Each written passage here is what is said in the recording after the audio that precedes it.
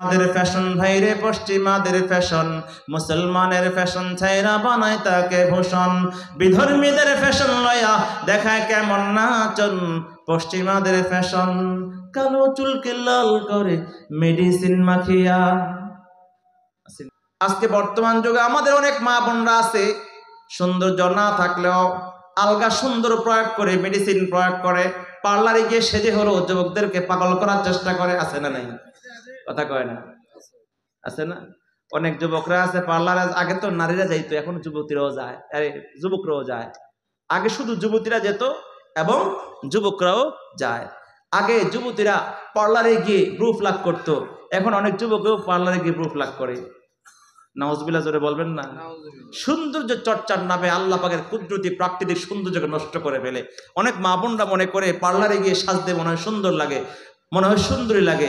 পার্লারে গিয়ে সাজগোজ করে ফুল টুল লাগাইয়া বিধর্মীদের মতো যারা পূজায় যাওয়ার সময় নানা রকমের সাজে, এখন মুসলমান নারীরাও বিভিন্ন অনুষ্ঠানে যাওয়ার সময় তাদের মতো করে সাজে।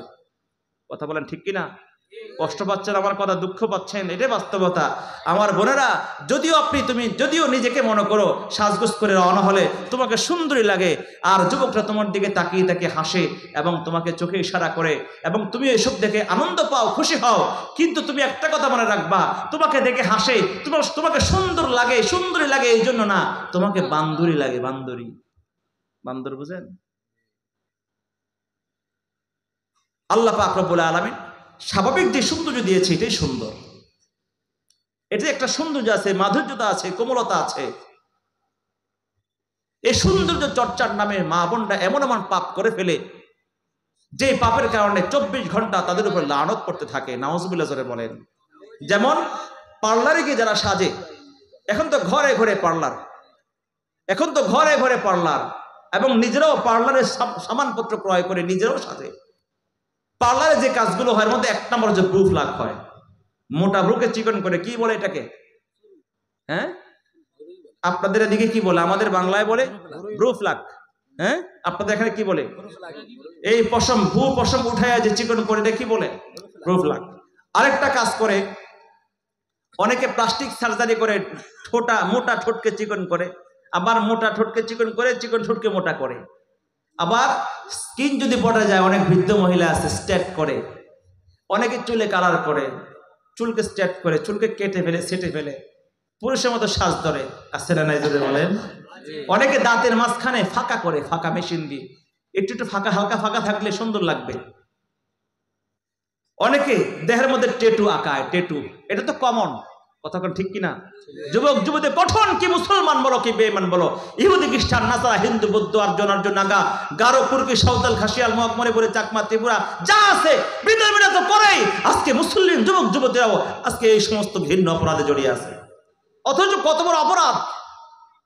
সহিহ বুখারীর মধ্যে আসছে হাদিস, রাসূল কারীম বলেছেন, লানাল্লাহুল ওয়াশিমাতি ওয়াল মুস্তাওশিমাতি ওয়াল মুতানাম্মিসাত ওয়াল মুতাফাল্লিজাতিল হুসনিল মুগায়্যিরাতি খালকাল্লাহ। আল্লাহ রাসূল বলেন, যারা দুনিয়ার জমিনে ব্রু প্লাক করবে, দাঁতের মাঝখানে ফাঁকা করবে, দেহের মধ্যে টেটু আঁকাবে, 24 ঘন্টা তাদের উপর আল্লাহ তাআলা লানত পড়তে থাকে। নাউজুবিল্লাহ জোরে বলেন না?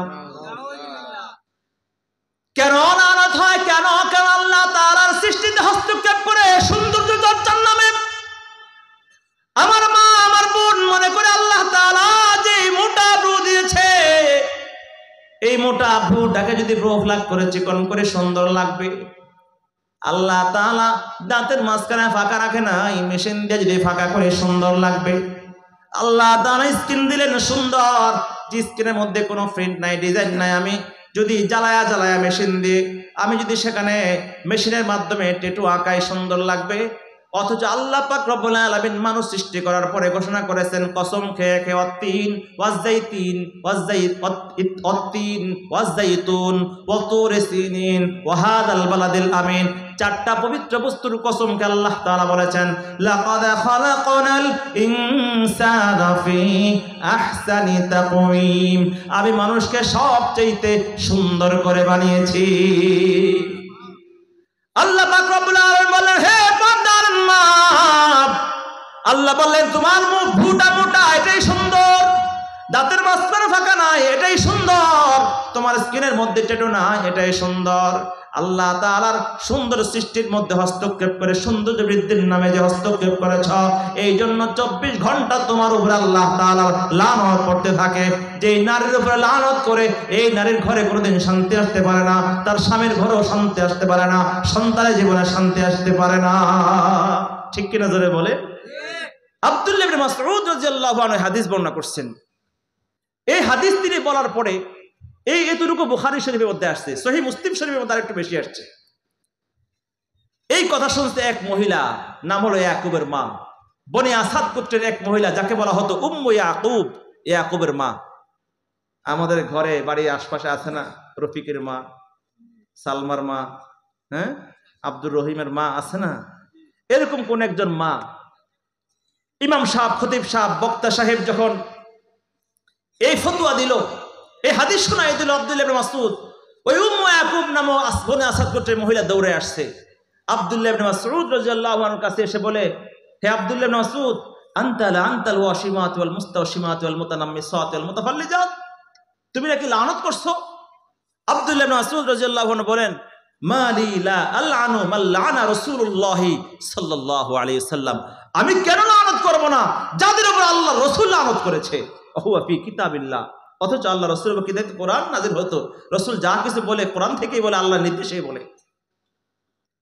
তখন ওই মহিলা বলে, আমিও তো কোরআন পড়ি, আমি তো কোরআনে কোথাও পেলাম না আল্লাহ তাআলা লানত করছেন। আব্দুল্লাহ ইবনে মাসউদ রাদিয়াল্লাহু আনহু বলেন, ফাইন ক্রাতিহি ফাকাদ ওয়াজাদতিহি, যে তুমি কোরআন পড়তা তাহলে কোরআন অবশ্যই তুমি দেখতা।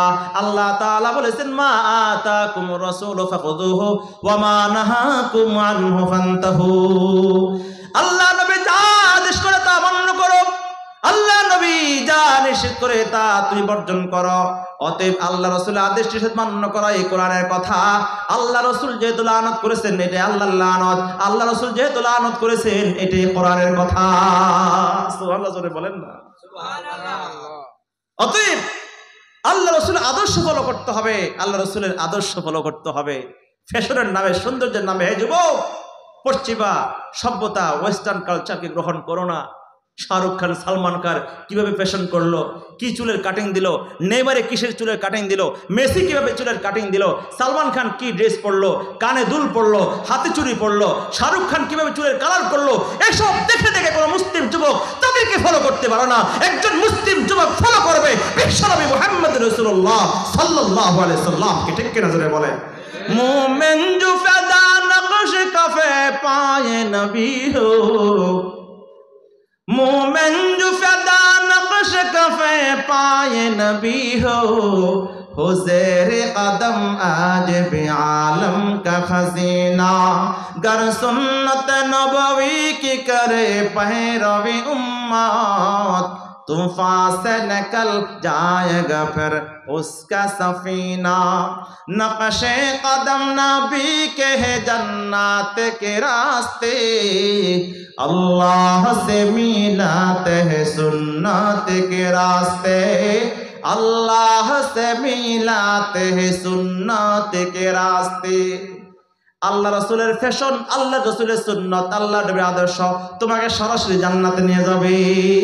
অতএব আমার পোশাক, আমার চুল, আমার চেহারা সবকিছু কার সঙ্গে ম্যাচিং করে? কথা কয় না, আল্লাহ রাসূলের সঙ্গে। এখন এই যে যুবকরা যে প্যান্ট পরে, এই যুবক এই বসো, তোমাকে কথা কইতেছি, এখন এনা উঠবে না, বসো, স্যান্ডেলটা খোলো, আর কেউ উঠবেন না। এই এখন আসল কথা এসেছি যুবক নিয়ে। এই যে প্যান্ট পরে, জিন্সের প্যান্ট, হাঁটুর মধ্যে ছিঁড়া, এটা কার ফ্যাশন? কথা কয় না। অনেক মামুনরাও পরে এখন হাঁটু থেকে রান পর্যন্ত ছিদ্র 6টা। এক যুবকে হাঁটু থেকে রান পর্যন্ত ছিদ্র 6টা। জিজ্ঞাসা করলাম, কিরে তোর বাবার কি পয়সা নাই, ছিঁড়া প্যান্ট কিনছো কেন? হুজুরের ছিঁড়া প্যান্ট, এর দাম আরো বেশি। কত? কয় 6000। কয় কি? ওই যে ছিদ্র দেখতেছে এটা সাধারণ কোনো ছিদ্র নাই, 6টা ছিদ্র, এটা বুলেট হোল, গুলি করে ছিদ্র করা হয়েছে, যেটা দাম বেশি। নাউজুবিল্লাহ বলেন। এটা মুসলমানদের ফ্যাশন না পশ্চিমাদের ফ্যাশন? পশ্চিমাদের ফ্যাশন ভাই রে, পশ্চিমাদের ফ্যাশন। মুসলমানের ফ্যাশন ছাইরা বানায় তাকে ভূষণ, বিধর্মীদের ফ্যাশন লয়া দেখায় কেমন নাচন। পশ্চিমাদের ফ্যাশন পরায় আছে ফুল পেন, হাঁটুর কাছে ছিঁড়া, মাথায় রাইখা লম্বা চুল দিছে একখান গিরা। কথা কয় না, আসেনি কেউ? ওই চুল দেন সাইডে দিয়ে নাই, সামনে দিয়ে আছে। লাভ আঁকানো শার্ট পরে বুকটা রাখে খোলা, গলায় ঝুলায় সোনার চেন, দেখায় ফ্যাশন খেলা। প্রশ্ন করলে বলে হায় রে এই তো নিউ ফ্যাশন, পশ্চিমাদের ফ্যাশন। কার এটা জুড়ে বলেন? পশ্চিমাদের ফ্যাশন ভাইরে, পশ্চিমাদের ফ্যাশন। মুসলমানের ফ্যাশন ছাইরা বানায় তাকে ভূষণ, বিধর্মীদের ফ্যাশন লয়া দেখায় কেমন নাচন, পশ্চিমাদের ফ্যাশন। বিধর্মীরা পালন করে হ্যাপি ভ্যালেন্টাইন। কি কি পালন করে? কথা কয়েন। হ্যাপি ভ্যালেন্টাইন আসতে সামনে 14ই ফেব্রুয়ারি। হ্যাপি ভ্যালেন্টাইন, ভালোবাসা দিবস বলতে মুসলমানদের কিছু আছে? এটা ভালোবাসা দিবস নাকি বেহায়া দিবস? কথা বলে না। ভালোবাসা দিবসটা বেহায়া দিবস। এই ভালোবাসা দিবসের নামে অসংখ্য যুবক যুবতীরা যে নগ্ন দয়া পাপের কাজে জড়িয়ে যায়, এর জন্য দায়ী মা বাবা হবে, যদি মা বাবা এদেরকে হেফাজত না করে। এটা মুসলমানদের কাজ নয়, বেঈমানের কাজ। বিধর্মীরা পালন করে হ্যাপি ভ্যালেন্টাইন, মুসলমান সন্তানেরা বলে কত ফাইন। 31 নাইটের মাঝে মদের বোতল নিয়া মাতাল হইয়া তারের খাম্বা ধইরা বলে প্রিয়া। পুলিশ ধরলে তখন বলে আমায় ধরছো কেন, পশ্চিমাদের ফ্যাশন, পশ্চিমাদের ফ্যাশন ভাইরে, পশ্চিমাদের ফ্যাশন। মুসলমানের ফ্যাশন ছাইরা বানায় তাকে ভূষণ, বিধর্মীদের ফ্যাশন লয়া দেখায় কেমন নাচন, পশ্চিমাদের ফ্যাশন। কালো চুলকে লাল করে মেডিসিন মাখিয়া, চিনি আগুন দিয়ে জ্বালায় দেয়, দুনিয়াতে জ্বালানো শুরু করছে মাথায়। কালো চুলকে লাল করে মেডিসিন মাখিয়া, আবার কালো মেয়ে সুন্দরী হয়ে পার্লারেতে গিয়া। টাইট ফিট কাপড় পরে হাঁটে মেয়ের দল, আবার ভরে হাঁটে মেকআপ করে কত দেখায় ঢং। ঠিক নেই? আসেনি এমন? হ্যাঁ, এসব দেখে শয়তানে তো দেখায় খেমটা নাচন, পশ্চিমাদের ফ্যাশন, পশ্চিমাদের ফ্যাশন ভাইরে, পশ্চিমাদের ফ্যাশন। মুসলমানের ফ্যাশন ছাইরা বানায় তাকে ভূষণ। অতএব কোন মুসলমান এই ফ্যাশন গ্রহণ করতে পারে না। মুসলমান ফ্যাশন গ্রহণ করবে আল্লাহ রসুলের ফ্যাশন।